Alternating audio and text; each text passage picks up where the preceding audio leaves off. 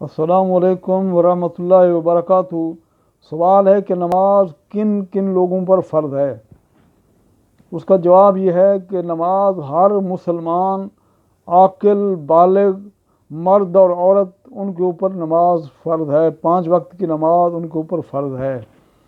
اور مجنون آدمی جو ہے، پاگل آدمی جو ہے، اس کے اوپر نماز فرض نہیں ہے۔ اسی طریقے سے جب عورت کو حیض اور نفاس کا جو خون ہے، یعنی کہ حیض جو ماہواری ہے اور جو نفاس کا خون ہے، یعنی کہ جب بچہ پیدا ہوتا ہے اس وقت جو خون اس کو آتا ہے، اس وقت جب تک وہ خون آتا رہتا ہے وہ پاک نہیں ہوتی، اس وقت تک اس کے اوپر اللہ تعالیٰ نے نماز کو اس کو معاف کیا ہے۔ تو یہ ہے کہ ان کے لیے نماز وہ معاف ہے اس دوران حیض اور نفاس کی حالت میں۔ اس کے علاوہ تمام مسلمان مرد ہو چاہے عورت ہو جو بالغ ہے اور عاقل ہے، اس کے اوپر 5 وقت کی نماز فرض ہے۔ اللہ تعالی ہمیں صحیح سمجھ عطا کر دے۔